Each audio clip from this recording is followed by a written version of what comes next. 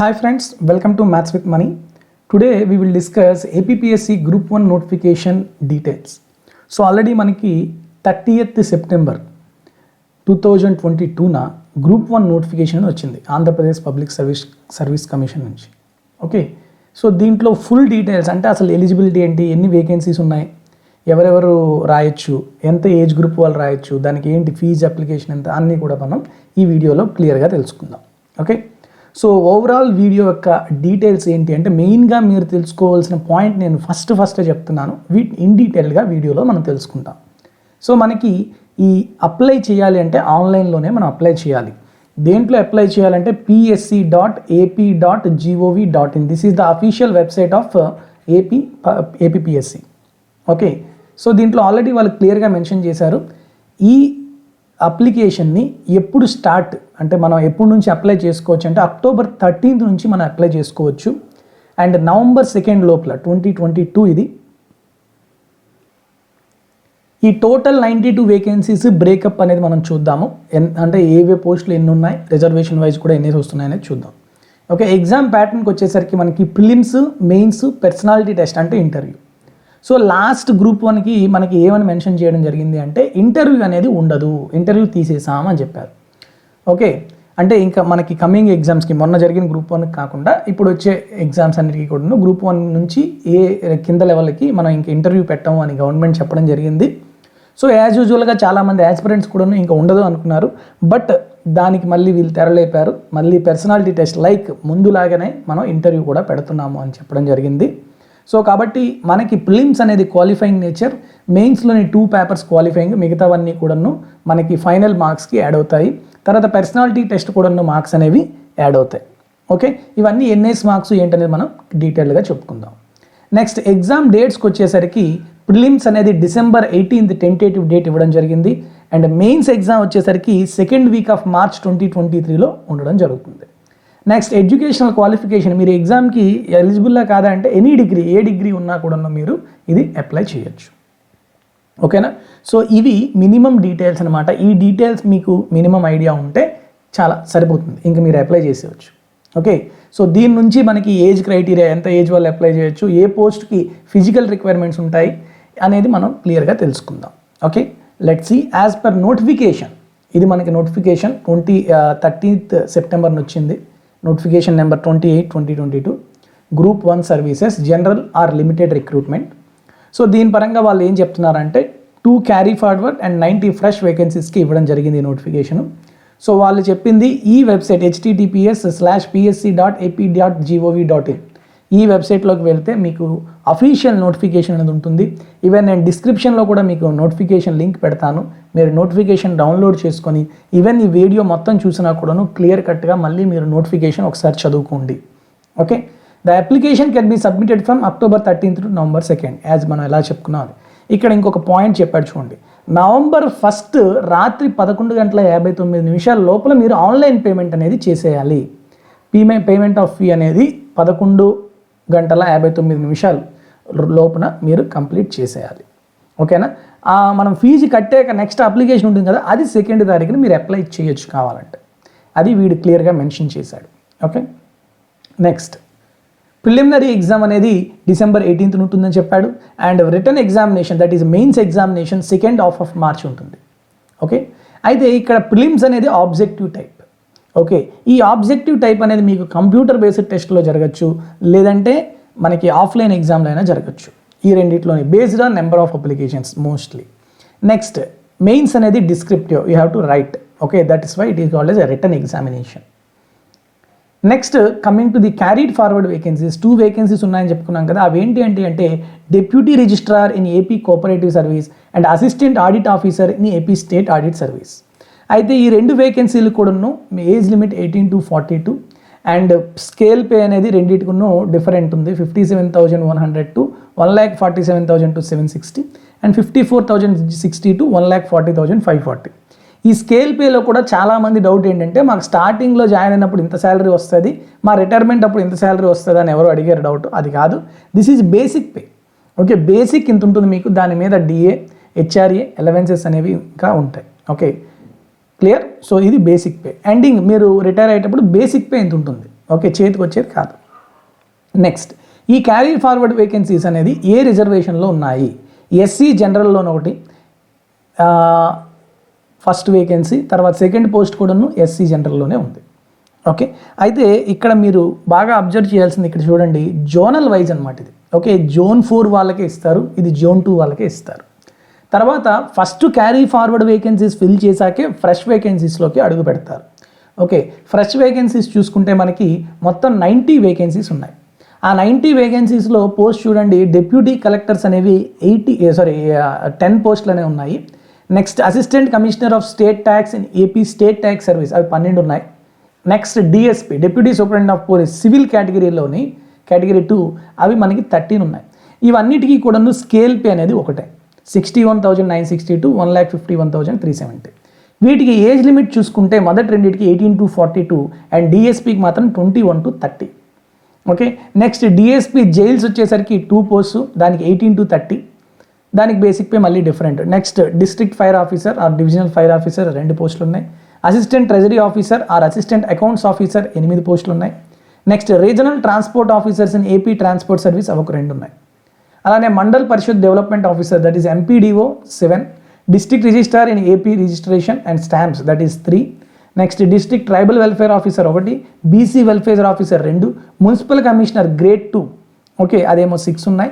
Administrative officer or లే secretary R treasury grade 2 అనేది 18 ఉన్నాయి మనకి. Next, assistant audit officer in AP state audit service 4 ఉన్నాయి.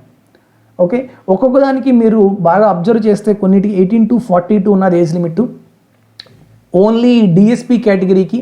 తర్వాత డిస్ట్రిక్ట్ ఫైర్ ఆఫీసర్కి మాత్రం డిఫరెంట్గా ఉన్నాయి. ఓకే, సో వీటిలో కూడాను మీకు బ్రేకప్ వేకెన్సీస్ అనేవి ఉన్నాయి. అంటే దీంట్లో కొన్ని స్టేట్ వైడ్ పోస్టులు, కొన్ని జోనల్ వైడ్ పోస్టులు. ఓకే, స్టేట్ వైడ్కి వచ్చేసరికి మొత్తం స్టేట్ అంతా కన్సిడర్ చేస్తారు. జోనల్ వైడ్కి వచ్చేటప్పుడు ఫస్ట్ ఆ జోన్ వాళ్ళకి కన్సిడర్ చేస్తారు. ఓకే, సో చూసుకుంటే మీకు ఇక్కడ చూడండి, maybe I hope it will be clear or not. Deputy collector in AP service, కలెక్టర్స్కి వచ్చేసరికి ఓసీలో 2 పోస్టులు ఉన్నాయమ్మా. ఓసీలో 2 జనరల్ అంటే, తర్వాత విమెన్కి 1. నెక్స్ట్, ఈడబ్ల్యూఎస్లో 1, బీసీఏ విమెన్కి 1, BCB general 1, BCD 2, BCE 1, SC 1. టోటల్గా 8 జనరల్ 2 విమెన్. సో ఇట్లా ప్రతిదానికి బ్రేకప్ ఇచ్చాడు. ఇవన్నీ నేను చదువుకుంటూ వెళ్తే ఈ వీడియో అనేది చాలా ల్యాగ్ అయిపోతుంది. సో కాబట్టి మీకు ఇచ్చిన నోటిఫికేషన్లో ఒకసారి మీ యొక్క రిజర్వేషన్కి ఎన్ని ఉన్నాయి ఏమనేది చూసుకోండి, క్లియర్గా ఉంటుంది. సో ఓవరాల్గా బ్రేకప్ వేకెన్సీ అనేది ప్రతిదానికి ఇచ్చారు. ఎక్స్క్లూజివ్లీ ఓసీకి ఎన్ని, ఈడబ్ల్యూఎస్కి ఎన్ని, బీసీఈ, బీసీబీ, బీసీడీ అట్లా ప్రతిదీ. ఈవెన్ స్పోర్ట్స్ కేటగిరీకి కూడా ఇచ్చారు. ఓకే, పిహెచ్ కేటగిరీకి కూడా ఉన్నాయి. సో ఏవేవి ఉన్నాయో క్లియర్గా చూడండి. ఓకే, నెక్స్ట్, ఏజ్ లిమిట్ అనేది ఉంటుంది ఇక్కడ. ఎస్సీ, ఎస్టీ, బీసీ, ఈడబ్ల్యూఎస్ వీళ్ళకి 5 years వరకు ఏజ్ లిమిట్ అనేది ఎక్స్టెన్షన్ ఉంటుంది. అంటే ఇప్పుడు మీకు కొన్ని ఏవైతే ఉన్నాయో 18 to 42 అంటే మీరు 42 + 5 47 years వరకు ఎలిజిబుల్ అనమాట. సపోజ్ 21 to 30 ఉన్నాయి కదా, అంటే 30 + 5 35 years వరకు ఈ రిజర్వేషన్ ఉన్న వాళ్ళు ఎలిజిబుల్. తర్వాత ఇక్కడ చూడండి, for SC, ST carry forward vacancies, L అంటే లిమిటెడ్ అనమాట. క్యారీ ఫార్వర్డ్ వేకెన్సీస్కి ఓన్లీ ఎస్సీ, ఎస్టీ వాళ్ళకి ఉంది కదా, ఎస్సీ వాళ్ళకే ఉంది. వాళ్ళకి మాత్రం ఆ పోస్టులకి మాత్రం 10 years ఎలిజిబుల్ ఇచ్చాడు. ఓకే, ఆ 2 పోస్టులకి. Okay, next, physically handicapped pH వాళ్ళకి 10 years రిలాక్సేషన్ ఉంటుంది. ఎక్స్ సర్వీస్ మెన్కి, ఎన్సీసీ వాళ్ళకి shall be allowed to detect from his age period of 3 years in addition to the length of the service rendered by him in the armed forces. వాళ్ళు ఎంత service చేశారో దాన్ని బట్టి మీకు ఉంటుంది. Next, AP state government employee, already మీరు state government employee అయ్యుండి, okay, employees of corporation కానీ మున్సిపాలిటీస్ వీళ్ళు ఎలిజిబుల్ కాదు. మిగతా దాంట్లో మీరు ఆల్రెడీ గ్రూప్ 2 కేటర్లో చేస్తున్నారు అనుకుందాం. ఓకే, మీరు ఇప్పుడు గ్రూప్ 1 రాద్దాం అనుకుంటున్నారు. ఓకే, వాళ్ళకి కూడా కొంత సర్వీస్ అనేది ఎక్స్టెన్షన్ ఇవ్వడం జరుగుతుంది, relaxation. Okay, next, coming to the ఎలిజిబిలిటీకి వచ్చేసరికి ఏమీ లేదు. ఈజ్ సిటిజన్ ఆఫ్ ఇండియా అవ్వాలి. ఓకే, అందరూ అప్లై చేయొచ్చు, మిగతావన్నీ నార్మల్, అదంతా అనవసరం. Is the citizen of India, Andhra, Telangana అన్ని స్టేట్స్ వాళ్ళు కూడా అప్లై చేయొచ్చు. అంతేగాని మన స్టేట్ వాళ్ళే అప్లై చేయాలి అనేమి ఉండదు మనకి. ఓకే, కావాలంటే ఇక్కడ చూడండి, provide that no candidate other than citizen of India may be appointed except with the previous sanction of the state government other than citizen అయితే ఖచ్చితంగా స్టేట్ గవర్నమెంట్ యొక్క ప్రీవియస్ శాంక్షన్ ఉండాలి. And except in accordance with such conditions and restrictions as they may be laid down and such sanction shall not be accorded unless the state government are satisfied that sufficient number of citizens of India who are qualified and suitable are not available. వాళ్ళు లేనప్పుడే అది ఇవ్వడం జరుగుతుంది. అట్లా మనకి ఏమీ జరగదు కాబట్టి ఖచ్చితంగా సిటిజన్ ఆఫ్ ఇండియా అయితే సరిపోతుంది. Okay, next coming to the educational qualification. ఎడ్యుకేషనల్ క్వాలిఫికేషన్లో కూడాను మనకి ఇక్కడ చాలా ఉంటాయి. Based on post number, code numbers ఉన్నాయి చూసారా మనకి ఇనీషియల్గా ఒక్కొక్క పోస్ట్ కోడ్, సో దానికి ఒక్కొక్కటి ఉంటుంది. బట్ అన్ని పోస్టులు కూడాను eligible criteria is degree. Okay, ప్రతిదానికి కూడాను మీకు డిగ్రీ అనేది ఖచ్చితంగా ఉండాలి. అయితే ఫైర్ ఆఫీసర్ అని చూసారా, ఆ ఫైర్ ఆఫీసర్ మాత్రం provided that if no candidate with BE fire qualification are available, candidates with a degree in any discipline will be considered. Provide that if no candidates with BE qualification are available, candidates with the degree in any discipline will be considered. Okay, చూసుకోండి ఆ BE fire qualification లేనప్పుడే మిగతా వాళ్ళని consider చేయడం జరుగుతుంది. Okay, మిగతా వాటన్నిటికీ కూడా మనకి డిగ్రీ ఉంటే చాలు. It may be recognised from any UGC or any equivalent. Okay, next మిగతా పోస్ట్ కోడ్ నెంబర్స్ కూడాను సేమ్. ఓకేనా, ఎనీ డిగ్రీ. నెక్స్ట్ ఫిజికల్ రిక్వైర్మెంట్స్కి వచ్చేసరికి కొన్ని పోస్టులకి ఎక్స్క్లూజివ్గా మీరు ఇంత హైట్ ఉండాలి, ఇంత వెయిట్ ఉండాలి, ఇంత చెస్ట్ ఎక్స్పాన్షన్ ఉండాలి అని ఖచ్చితంగా ఉంటుంది. ఇక్కడ చూడండి డిఎస్పీ అండ్ ఫైర్ ఇవి ఏవైతే ఉన్నాయో వాటికి మీకు క్లియర్గా మెన్షన్ చేశాడు. Must be at least 167.6 centimetres in height and at least 86.3 centimeters round the chest on full expansion with a chest expansion of at least 5 centimeters. అంటే మీరు ఊపిరి పీల్చుకున్నప్పుడు ఓకే మినిమం 86.3 ఉండాలి. మినిమం చెస్ట్ ఎక్స్పాన్షన్ అంటే మీకు ఊపిరి పీల్చక ముందు పీల్చిన తర్వాత ఖచ్చితంగా 5 సెంటీమీటర్ల ఎక్స్పాన్షన్ అయితే అయి ఉండాలి అని చెప్తున్నాడు. సార్ అయితే మరి పోస్ట్ ప్రిఫరెన్స్లు ఎప్పుడు పెడతాము అంటే ప్రిలిమ్స్ అయిపోయాక మీరు మెయిన్స్ క్వాలిఫై అయినప్పుడు మెయిన్స్ ఏ లాంగ్వేజ్లో రాయాలనుకుంటున్నారు, తర్వాత మెయిన్స్కి అలాగే ఏ లాంగ్వేజ్లో రాయాలనుకుంటున్నారు, తర్వాత మీ పోస్ట్ ప్రిఫరెన్స్ రెండూ కూడాను మీరు మెయిన్స్ క్వాలిఫై అయినప్పుడు వాడు అడుగుతాడు. అప్పుడు మీరు క్లియర్గా పెట్టుకోండి. ఫర్ సపోజ్ మీరు 160 సెంటీమీటర్సే ఉన్నారనుకోండి. ఓకే, 160 సెంటీమీటర్స్ ఉన్నప్పుడు ఫైనల్గా వాడు సెలెక్ట్ చేస్తాడు. పోస్ట్ నెంబర్ 3 మీకు సెలెక్ట్ అయిపోయారు.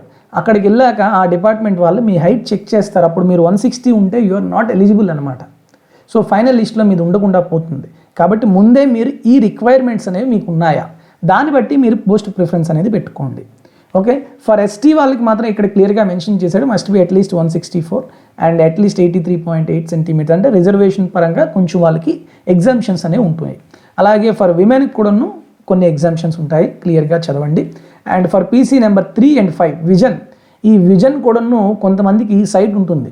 సో ఈ సైట్లో కూడాను చాలా థింగ్స్ ఉంటాయి మనకి, అవి కూడా మీరు క్లియర్గా చూసుకోండి. నోటిఫికేషన్లో మనకి విజిబిలిటీ గురించి క్లియర్గా మెన్షన్ చేశాడు. సో ఏవేవి ఎంత ఉండాలి ఏంటి అనేది చూసుకొని మీరు ఆ పోస్టులు అనేవి ప్రిఫరెన్స్లో పెట్టుకోండి. ఓకేనా, next coming to centres. Prelims ఎగ్జామ్కి సెంటర్స్ అనేవి మొత్తం అన్ని జిల్లాల్లోని కూడాను ప్రతి జిల్లాలో ఒక సెంటర్ అయితే ఉంటుంది. ఒకటంటే ఒకటి కాదు, ప్రతి జిల్లాలో అయితే సెంటర్స్ అనేవి ఇవ్వడం జరుగుతుంది. ఓకే, సో మొత్తం 26 జిల్లాల్లో కూడాను మనకి సెంటర్స్ అనేవి ఉన్నాయి. ఓకే, అలా కాకుండా ఇప్పుడు మెయిన్స్కి వచ్చేసరికి మాత్రం ఓన్లీ 4 ప్లేసెస్లోనే మనకి సెంటర్స్ అనేవి ఇవ్వడం జరిగింది. విశాఖపట్నం, విజయవాడ, తిరుపతి, అనంతపూర్. ఓకే, నెక్స్ట్ ఇక్కడ కొంచెం క్లియర్గా చూసుకోండి. In the main examination the papers of Telugu and English are in qualifying in nature. Okay, మీకు మెయిన్స్లో ఏ పేపర్స్ ఉంటాయి క్లియర్గా చెప్తాను. దాంట్లో తెలుగు, ఇంగ్లీష్ మాత్రం qualifying. And the marks secured in these papers are not counted for merit. Merit list కోసం ఆ మార్క్స్ అనేది కౌంట్ చేయరు. ఓకే, అయితే ఎంత క్వాలిఫైయింగ్ అంటే minimum qualifying marks for Telugu and English for each individual paper is 40% for OC and for sports persons and EWS and 35% for BC and 30% for SC ST pH and in all other papers the aggregate marks will be taken for counting of minimum marks as per para 15.4 of this notification. ఇది క్లియర్గా మీకు చెప్తాను చూడండి. ఇప్పుడు మనకి Telugu and English అనేవి 2 papers ఉన్నాయి. Suppose మనకి ఇవి 150 మార్క్స్, నేను 100 మార్క్స్కి చెప్తున్నాను పర్సంటేజ్ బట్టి. 100కి మీకు 40 మార్కులు రావాలి. ఎవరెవరికి? ఓసీకి కానీ, స్పోర్ట్స్ కానీ, ఈడబ్ల్యూఎస్ వాళ్ళకి. బీసీ వాళ్ళకి 35 మార్క్స్ రావాలి. బీసీ వాళ్ళకి ఎంత రావాలి? 35. ఎస్సీ ఎస్టీ పిహెచ్ వాళ్ళకి 30 మార్క్స్ రావాలి. ఓకే, ఇప్పుడు 40 కన్నా తక్కువ వచ్చాయి అనుకోండి, ఫర్ సపోజ్ తెలుగు ఇంగ్లీష్లో మీకు 100కి 40 కన్నా తక్కువ వచ్చాయి. 150 అంటే ఎంత అంటే ఇవి 60 రావాలి. ఓకే, ఇదైతే 35, 17 అంటే 52.5 రావాలి. వీళ్ళకైతే 45 రావాలి. ఇప్పుడు ఈ మార్క్స్ వీళ్ళు తెచ్చుకోలేకపోయారు అనుకోండి, అప్పుడు మిగతా వాటిలో మీకు ఎన్ని మార్క్స్ వచ్చినా కూడా అసలు పేపర్స్ కరెక్ట్ చేయరు. ఓకే, ఈ మినిమం మార్క్స్ మీరు క్వాలిఫై అయితేనే మిగతా పేపర్స్, మెయిన్స్లో ఉండే మిగతా పేపర్స్ కరెక్ట్ చేస్తారు. ఇప్పుడు మిగతా పేపర్స్ మనకి ఒక 4 పేపర్లు ఉన్నాయనుకోండి, పేపర్ 1, పేపర్ 2, పేపర్ 3, పేపర్ 4 అనుకుందాం. ఓకే, ఇప్పుడు ఈ 4 మార్కుల్లో ఈచ్ పేపర్లోని ఇన్ని రావాలి అని లేదు. ఓకే, ఈచ్ పేపర్లో 30 మార్కులు, ఈచ్ పేపర్లో 40 మార్కులు అని ఏ రిజర్వేషన్కి లేదు. కానీ ఈ 4 పేపర్లు కలిపి అగ్రిగేట్ మార్క్స్ అనేవి తీసుకుంటారు. ఓకే, ఇది చాలామందికి డౌట్ అనమాట, సెక్షనల్ కట్ ఆఫ్ లాగా పేపర్ ఈచ్ పేపర్కి ఇన్ని రావాలని. సో కాబట్టి మీకు ఈ 4 పేపర్స్కి కలిపి కట్ ఆఫ్ అనేది ఉంటుంది. ఓకేనా, క్లియర్గా అర్థమైందా? కానీ ఈ క్వాలిఫైయింగ్ నేచర్ ఉన్న ఈ పేపర్స్ మాత్రం ఆ మినిమం క్వాలిఫైయింగ్ మార్క్స్ అనేవి తెచ్చుకోవాలి. ఓకే, నెక్స్ట్ థింగ్ ఏంటంటే, after written examination eligible candidates will be called for a personality test, that is interview at the ratio of 1:2. అంటే మనకి ఇప్పుడు 92 వేకెన్సీస్ ఉన్నాయి కాబట్టి 184 మందిని ఇంటర్వ్యూకి పిలుస్తారు. దాంట్లో 92 మందిని సెలెక్ట్ చేస్తారు with reference to the number of vacancies duly following the special representation as light down in general rule. Okay, and in respect of evaluation of the mains examination answer scripts the commission will be resort to digital evaluation mode or conventional mode depending upon the administrative and operational convenience. So last time group 1 జరిగినప్పుడు ఒక కోర్టులోని case వేయడం జరిగింది, అంటే papers correction మీద. So కాబట్టి వీళ్ళు అందుకే ఈ నోటిఫికేషన్లో క్లియర్గా mention చేసేసారనమాట.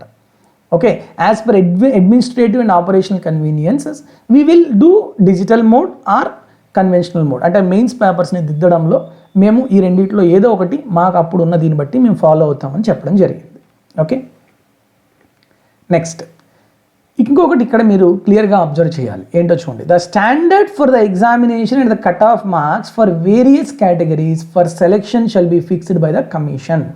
However the candidates have to secure minimum qualifying marks to be shortlisted for selection against respective vacancies. The minimum qualifying marks on aggregate for the vacancies notified under different categories are as follows. ఇక్కడ చూడండి, మీకు ప్రిలిమ్స్లో కానీ మెయిన్స్లో కానీ దేంట్లోనైనా minimum qualifying mark మీరు తెచ్చుకోవాలి. ఇప్పుడు for suppose మనకి ప్రిలిమ్స్ అనేది 100 మార్కులకి ఉందనుకుందాం. ఈ 100 మార్కులకి కట్ ఆఫ్ సపోజ్ 60 ఉండొచ్చు. ఓకే, కానీ మీకు మినిమం ఇవి క్వాలిఫైయింగ్ మార్క్స్ అనమాట. ఇప్పుడు ఓసీ కానీ స్పోర్ట్స్ పర్సన్ కానీ ఎక్స్ సర్వీస్ మ్యాన్ కానీ ఈడబ్ల్యూఎస్ వాళ్ళకి ఈ 40కి ఎన్ని రావాలి? 100 రావాలి. 100కి 40 రావాలి. బీసీ వాళ్ళకి 35 రావాలి. ఎస్సీ ఎస్టీకి 30 రావాలి. ఓకే, ఇప్పుడు ఇలా మీకు 100కి 40 వచ్చేసాయి, 100కి 42 వచ్చాయి అనుకుందాం. మీరు ఓసీ క్యాండిడేట్ 42 వచ్చాయి అంటే మినిమం క్వాలిఫైయింగ్ మార్క్స్ వచ్చినంత మాత్రాన మీరు ప్రిలిమ్స్ నుంచి మెయిన్స్ క్వాలిఫై అవుతారని కాదు. ఓకే, ఈ prelims qualifying mark based on number of vacancies, number of applications మీద ఆధారపడి ఉంటుంది. అది ఫర్ సపోజ్ 65 ఉందనుకుందాం, 100కి మీకు 42 వచ్చాయి అంటే మినిమం క్వాలిఫైయింగ్ మార్క్స్ అయినప్పటికీ ఓవరాల్ కట్ ఆఫ్కి రీచ్ అవ్వలేదు కాబట్టి మీరు క్వాలిఫై అయినట్టు కాదు దేనికి, మెయిన్స్కి. అలా కాకుండా ఇప్పుడు ఇంకొక ఎగ్జాంపుల్ చెప్దాం. మనకి కట్ ఆఫ్ 65 ఉంది, మీకు ఓసీ క్యాండిడేట్ మీకు ఒక 33 వచ్చాయి అనుకుందాం. మీరు మినిమం క్వాలిఫైయింగ్ మార్క్సే మీరు రీచ్ అవ్వలేదు కాబట్టి యు ఆర్ నాట్ ఎలిజిబుల్ అనమాట. ఇంకా మీకు ఇంకో ఆప్షన్ లేదు. ఇంకా మీరు ఇంకా మెయిన్స్కి అంటే కట్ ఆఫ్కి మినిమం క్వాలిఫైయింగ్ మార్క్స్ రాలేదు కాబట్టి మెయిన్ కట్ ఆఫ్తో సంబంధం కూడా ఉంటుంది. ఓకేనా, సో ఈ 2 సిచ్యువేషన్స్లోని చూసుకోండి. Minimum cut off is different and original cut off is different. Okay, next ఇది అన్ని ఎగ్జామ్స్కి అంటే ప్రిలిమ్స్కనే కాదు మెయిన్స్కి కానీ ఇంటర్వ్యూకి కానీ అన్నిటికీ కూడా అంటే ఇది అప్లికబుల్ అవుతుంది. Next screening test. ఇప్పుడు ఎగ్జామ్ ప్యాటర్న్కి వద్దాం. స్క్రీనింగ్ టెస్ట్ అనేది మీకు రిటర్న్ ఎగ్జామినేషన్ అంటే మీకు ఆఫ్లైన్ ఉంటుంది ఆర్ ఆన్లైన్ ఉంటుంది, objective type. So number of applications బట్టి మీకు అది ఆఫ్లైన్ ఆన్లైన్ అనేది ఆధారపడి ఉంటుంది. సో మనకి రిటర్న్ ఎగ్జామ్ స్క్రీనింగ్ టెస్ట్లో మనకి ఓవరాల్గా చూడండి 120 మార్క్స్, ఇందాక 150 అని చెప్పాను, 120 మార్క్స్, 120 క్వశ్చన్స్, 120 మినిట్స్. ఇది ఏంటిది? సబ్జెక్ట్లో ఇది పార్ట్ 1 అంటాం, పేపర్ 1 అంటాం. Okay, next paper 2 120 questions 120 minutes 120 marks. ఇక్కడ ఇప్పుడు మీరు పేపర్ 1లోని మినిమం మార్క్స్, పేపర్ 2లో మినిమం మార్క్స్ అని లేదు. ఓవరాల్గా ప్రిలిమ్స్ మొత్తానికి, స్క్రీనింగ్ టెస్ట్ మొత్తానికి మీరు మినిమం మార్క్స్ తెచ్చుకోవాలి. అంటే ఇప్పుడు మీకు ఫర్ సపోజ్ ఇక్కడ 120కి 20 మార్కులే వచ్చాయి అనుకుందాం, ఇక్కడ 120కి 100 మార్క్స్ వచ్చాయి అనుకుందాం. ఓకేనా, 100 + 20 ఎంత 120. అంటే టోటల్గా 120 + 120 240కి మీరు 120 తెచ్చుకున్నారు, అంటే 50% తెచ్చుకున్నారు. So minimum qualifying marks reach అయిపోయినట్టే. అంతేగాని ఇక్కడ 120కి 20 వచ్చాయి కాబట్టి ఈ పేపర్లో నేను క్వాలిఫై అవ్వలేదు మినిమం మార్క్స్ అని మాత్రం అనుకోవద్దు, అగ్రిగేటే తీసుకుంటారు. ఓకే, ఇక్కడ చూడండి పేపర్ 1లో మనకి 3 పార్ట్స్ మళ్ళీ ఉంటాయి. ఓకే, సారీ 3 కాదు 4 పార్ట్స్ ఉంటాయి, ABCD. ఒక్కొక్క పార్ట్ నుంచి మీకు 30 క్వశ్చన్లు వస్తాయి, ఒక్కొక్క క్వశ్చన్ ఒక్కొక్క మార్కు. హిస్టరీ కల్చర్ నుంచి 30 మార్కులు, కాన్స్టిట్యూషన్ అండ్ పాలిటీ నుంచి 30, ఇండియా అండ్ ఆంధ్రప్రదేశ్ ఎకానమీ నుంచి 30, జాగ్రఫీ నుంచి 30 క్వశ్చన్లు వస్తాయి. మొత్తం 120 క్వశ్చన్లు, 120 నిమిషాలు, అంటే 2 గంటలు, 120 మార్కులు. ఓకే, నెగిటివ్ మార్కింగ్ అనేది 1/3. ఎంతమ్మా 1/3. వస్తే 1 మార్క్ వస్తుంది, పోతే 0.33 పోతుంది. నెక్స్ట్ పేపర్ 2కి వచ్చేసరికి screening test same objective, general aptitude.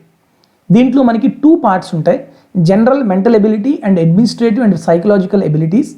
And part బిలోని science and technology, current events of regional, national and international importance. Okay, ఇవి కూడా మొదటి పార్ట్ నుంచి 60 మార్కులు వస్తాయి. ఓకే, నెక్స్ట్ పార్ట్ నుంచి 60 వస్తాయి. దాంట్లో మళ్ళీ ఇక్కడ పార్ట్ 1 నుంచి చూసారా, science and technology 30, current events నుంచి 30 క్వశ్చన్లు వస్తాయి. ఓకే, సో ఇది 120. మీకు ఈ జనరల్ మెంటల్ ఎబిలిటీ ఉన్నాయి చూసారా, వీటిలోని టాపిక్స్ ఇండివిజువల్గా మళ్ళీ మనం డిస్కస్ చేద్దాం. ఆ టాపిక్స్ ప్రతి టాపిక్కి ఎలాంటి క్వశ్చన్స్ అడుగుతాడు, ఎలాంటి క్వశ్చన్స్ చదవాలి అనేది నేను already last year group 1 notification అప్పుడు చెప్పాను. ఆ వీడియో లింక్స్ మీకు డిస్క్రిప్షన్లో పెడతాను, అవి చూడండి. అలానే లాస్ట్ ఇయర్ జరిగిన ప్రిలిమ్స్ ఎగ్జామ్లోని మ్యాథ్స్ క్వశ్చన్స్ ఆల్రెడీ మనం ఎక్స్ప్లెయిన్ చేశాము, ఆ వీడియో కూడా మీకు డిస్క్రిప్షన్లో లింక్ పెడతాను. మీరు చూస్తే ఎలాంటి క్వశ్చన్స్ అడుగుతాడు అనేది ఒక ఐడియా వస్తుంది. ఓకేనా, మళ్ళీ ఇన్ డీటెయిల్ సిలబస్కి వెళ్ళేసరికి మనకి హిస్టరీ అండ్ కల్చర్లో దిస్ ఈజ్ ద సిలబస్. ఇది నేను ఇవన్నీ చదువుకుంటూ పోతే చాలా పెద్ద అయిపోతుంది వీడియో, అందుకని నోటిఫికేషన్లో చూడండి. So most important history and కల్చర్లోని చాలా ఎక్కువ ఇంపార్టెంట్ ఏంటి అంటే మీకు మోడర్న్ హిస్టరీ ఎక్కువ చదవండి. ఓకే, మోడర్న్ హిస్టరీ తర్వాత మెడివల్ హిస్టరీలోని కల్చర్ ఇంపార్టెంట్ అనమాట. ఓకే, ఈ చాళుక్యాస్ కానీ చోళాసు వీళ్ళ యొక్క architecture, culture, that is most important. And modern history is very very important. And ఆటోమేటిక్గా ఇక్కడ మనకి సంగం లిటరేచర్ ఒకటి, నెక్స్ట్ ఈ వేదిక్ ఏజ్, అవి కూడా చాలా important things. Okay, next constitution and polity. Constitution ఎలా, పాలిటీలో ఏదైతే మనం fundamental rights, fundamental duties, articles ఇవన్నీ ఎలాగో చదవాలి. వాటితో పాటు ఈ powers, functions and responsibilities of Panchayati Raj and governance, ఇది చాలా ఇంపార్టెంట్ టాపిక్ దీంట్లోని. Next India's foreign policy is also very very important thing. Okay, ఇవి కూడా మీరు ఖచ్చితంగా చూసుకోండి.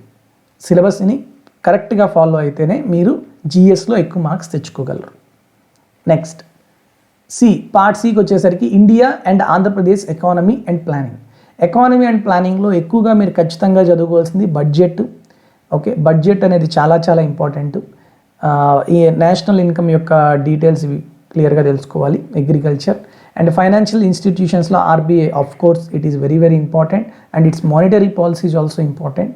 అవి కూడా క్లియర్గా చూసుకోండి. ఇంకా మీరు చూసుకోవాల్సింది సస్టైనబుల్ డెవలప్మెంట్. వీటి నుంచి ఖచ్చితంగా మీకు క్వశ్చన్స్ మంచి వస్తాయి, అవి చూసుకోండి.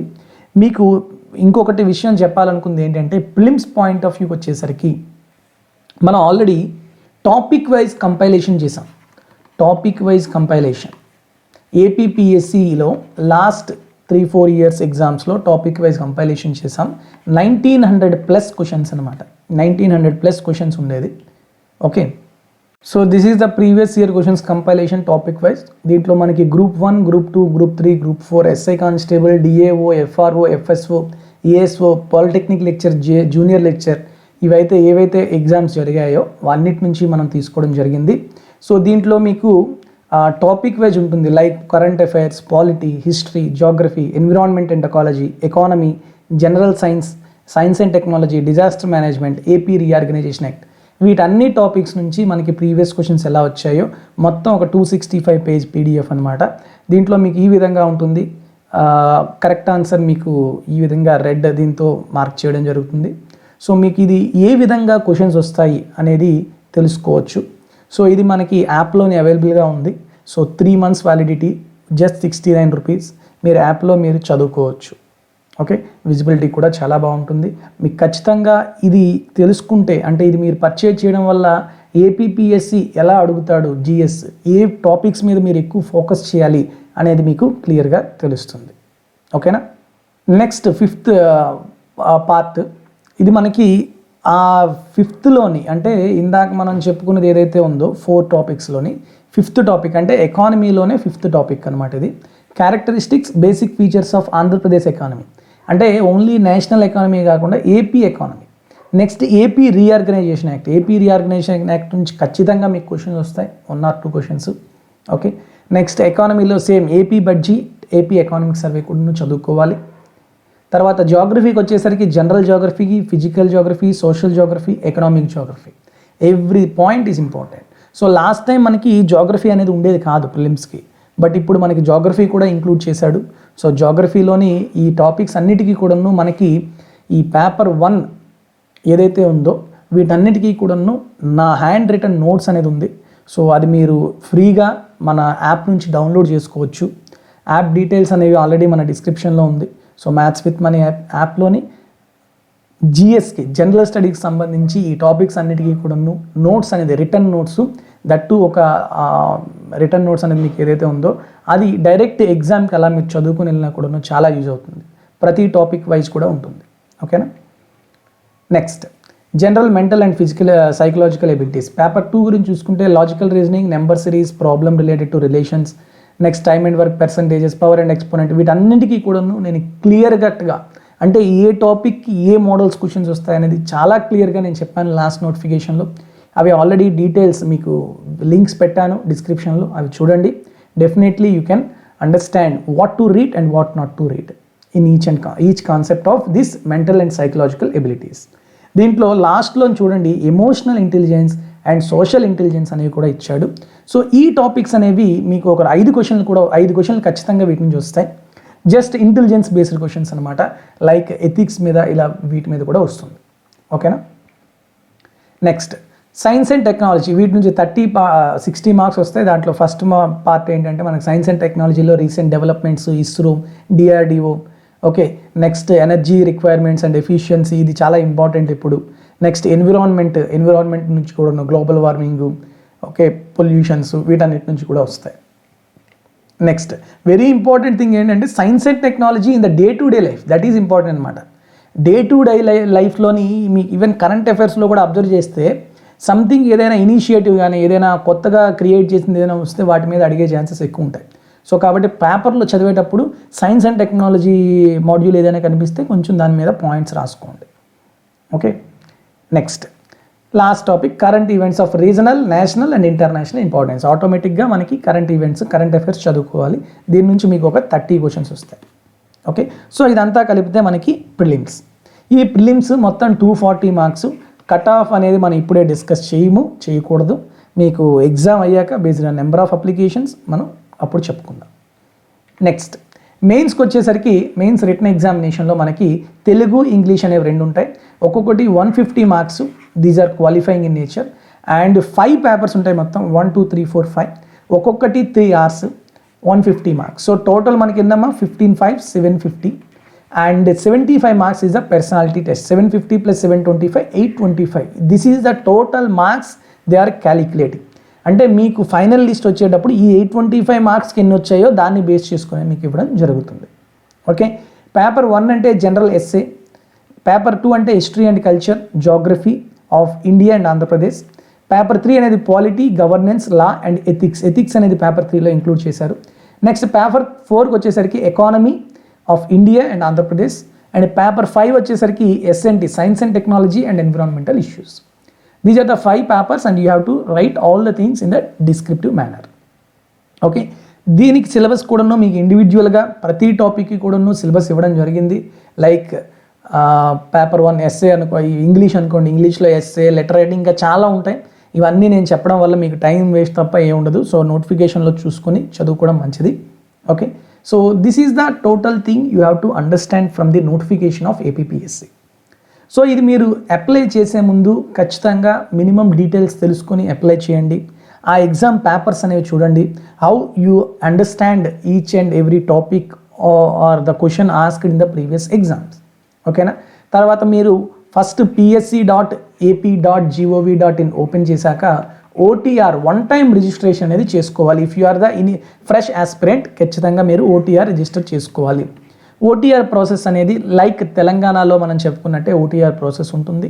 సో ఆ ప్రాసెస్కి ఆల్రెడీ మీకు ఒక బుక్లెట్ కూడా ఉంటుంది, దాన్ని బట్టి మీరు చేయొచ్చు. ఓటీఆర్ అయినంత మాత్రాన మీరు అప్లై చేసినట్టు కాదు. వన్ టైం రిజిస్ట్రేషన్ అయ్యాక అప్పుడు మీరు రెస్పెక్టివ్ నోటిఫికేషన్ ఓపెన్ చేసి ఆ ఎగ్జామ్ అప్లై చేయొచ్చు. దీనికి మీకు ఒక వన్ టైం ఒక ఏపీపీఎస్సీ ఐడి అనేది జనరేట్ అవుతుంది. ఆ జనరేట్ అయిన ఐడి ద్వారా మీరు ఓపెన్ చేసి అప్లై చేయొచ్చు. ఓకే, ఫీజు వచ్చేసరికి 250 రూపీస్ ఉంటుంది ప్లస్ 120 ఇవి సర్వీస్ ఛార్జెస్, తర్వాత ఎగ్జామినేషన్ ఫీజు. ఇది ఎగ్జామినేషన్ ఫీజు అనేది ఓన్లీ ఓసీ అండ్ ఈడబ్ల్యూఎస్ వీళ్ళకి మాత్రం ఉంటుంది. And this fee is also exempted to the many categories, reserved categories. Okay, so don't neglect this notification and it is very very good notification. చాలామంది తక్కువ వచ్చాయి ఇట్లా అని mixed responses ఉన్నాయి. But don't worry, మనకి వచ్చిన వేకెన్సీస్లో మీరు కరెక్ట్గా ప్రిపేర్ అయితే ఖచ్చితంగా మీరు కొట్టగలరు. ఓకేనా, సో మీ ఎఫర్ట్ అనేది, మీ హార్డ్ వర్క్ అనేది మీరు ఇవ్వండి, ఖచ్చితంగా మీరు లిస్ట్లో ఉంటారు. ఓకేనా, ప్రిలిమ్స్, మెయిన్స్, ఇంటర్వ్యూకి మూడింటిని కలిపి చదవండి. చాలామంది చేసే మిస్టేక్ ఏంటంటే ప్రిలిమ్స్ అంటే ముందు ఆ ఆబ్జెక్టివ్ టైప్ ఎలా చదవాలి అలాంటి వాటి మీదే ఫోకస్ చేస్తారు. But please understand, for civils aspirants or for group 1 aspirants మైండ్లో మీరు ముఖ్యంగా ఉంచుకోవాల్సిన విషయం ఏంటి అంటే, మీరు ఏదైనా ఒక టాపిక్ చదివేటప్పుడు you have to be think in such a way that what is the its impact in society. Okay, what is the impact in economical basis, ఎకనామికల్గా, సోషల్గా, పొలిటికల్గా దాని యొక్క ఇంపాక్ట్ ఏముంటుంది. ఓకే, అలా ప్రతిదీ మీరు చదువుకోవాలి. దాన్ని ప్రిలిమ్స్లో ఎలా అడగచ్చు, మెయిన్స్లో ఎలా అడగచ్చు, ఓకే, ఇంటర్వ్యూలో ఏ విధంగా అడగచ్చు అనేది మీరు ప్రతి టాపిక్ని ముందుగానే చూసుకోవాలి. అంతేగాని ప్రిలిమ్స్ అయ్యాక, మేము క్వాలిఫై అయ్యాక మెయిన్స్ లెవెల్లో ఆలోచిస్తాము, మెయిన్స్ లెవెల్లో చదువుతాము, మెయిన్స్ అయ్యాక అప్పుడు ఇంటర్వ్యూలో ఎలా అడుగుతారో అప్పుడు ఆలోచిస్తాము అనేది కరెక్ట్ పద్ధతి కాదు. సో ఈ విధంగా మీరు ముందుకు వెళ్ళండి. అక్టోబర్ 13న మనకి అప్లికేషన్ స్టార్టింగ్ డేట్ ఇచ్చాడు. సో అప్పుడు వెంటనే మీరు స్టార్టింగ్లోనే అప్లై చేయాలని చూసుకోండి. అంతేగాని లాస్ట్ వరకు తెచ్చుకొని ఇబ్బంది పడద్దు. ఎందుకంటే I know many of the students they are waiting, last వరకు వెయిట్ చేసి అప్పుడు పెడతారు. అప్పుడు ఏ నెట్వర్క్ ఇష్యూస్ వల్ల లేకపోతే సమ్ పేమెంట్స్ వల్ల అది అవ్వకుండా చాలామందికి ఇబ్బంది పెట్టడం అనేది నేను కల్లారా చూశాను. సో కాబట్టి అలా మీరు ఏం చేసుకోవద్దు. లాస్ట్ వరకు ఉండకుండా అక్టోబర్ 13th రాగానే అక్టోబర్ 15th కల్లా మీరు అప్లై చేసేటట్టు చూసుకోండి. ఓకేనా, if you have any doubts కిందన మనకి స్క్రోల్ అవుతున్న నెంబర్కి మీరు మీ డౌట్స్ని అడగచ్చు.